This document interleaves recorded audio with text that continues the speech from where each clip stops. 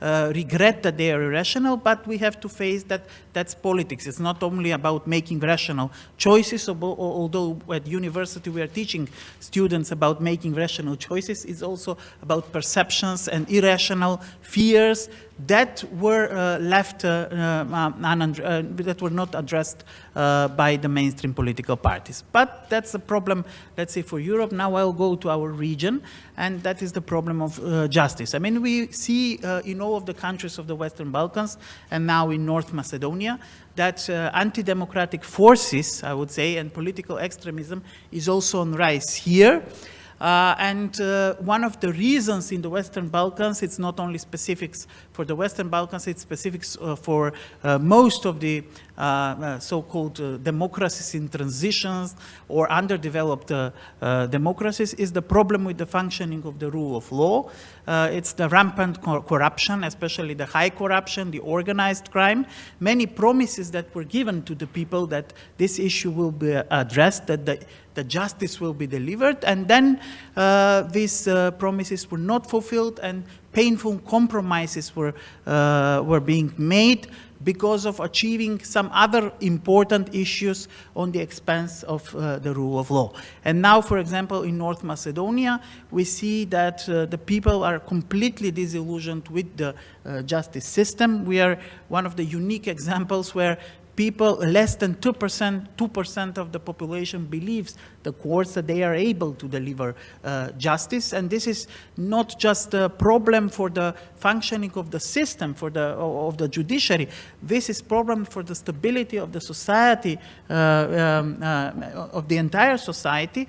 Why? Because when people feel that they cannot receive the justice in front of courts, they are inclining towards more radical, more, so to say, revolutionary measures that are promising that instead of corrupted elites that are ruling the country, including the courts, they would bring the justice, and this justice is not necessarily a justice in courts, but it's also a justice that can happen on the streets.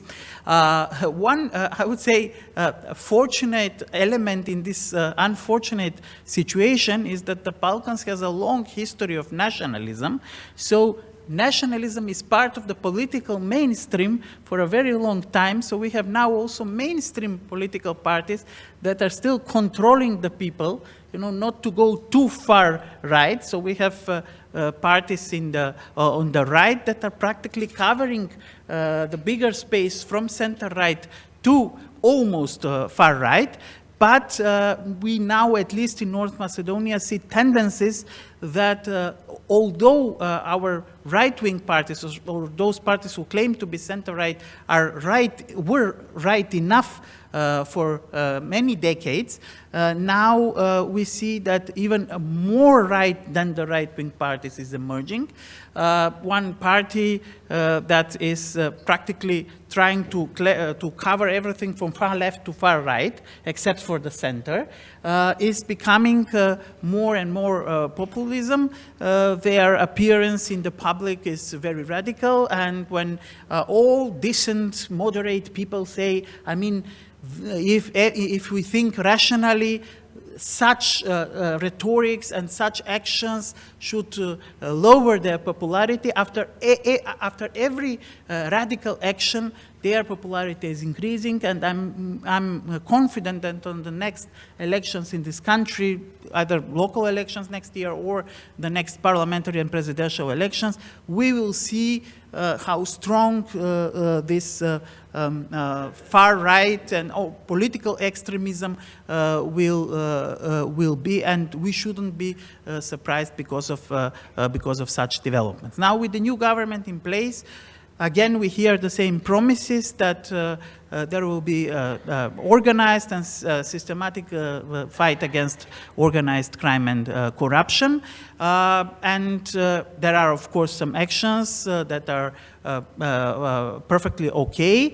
But whether this commitment will be really a sincere commitment, we will see when the fight against corruption will not be limited only to the formers, but will actually be expanded to those who are currently exercising political power, because it's quite easy to combat corruption with the formers that are not anymore, that do not anymore have the positions that they used to have.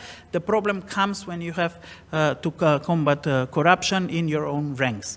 And to be honest, although the former government came on the vast popular support to confront the rampant corruption in the society, unfortunately, although there were some steps made in that direction, the former government didn't manage to do that. And I would admit that bears the responsibility for the rise of the far right or of the political extremism in our country. So to finish with this, I think that if we start speaking sincerely about the problems, the weaknesses of the mainstream, it is much better approach than just to speak about the problem of the far right and to explain to ourselves, because I have feeling that we are speaking with like-minded people how far right is dangerous. We know that the far right is dangerous. Now the question is how to oppose the far right and how to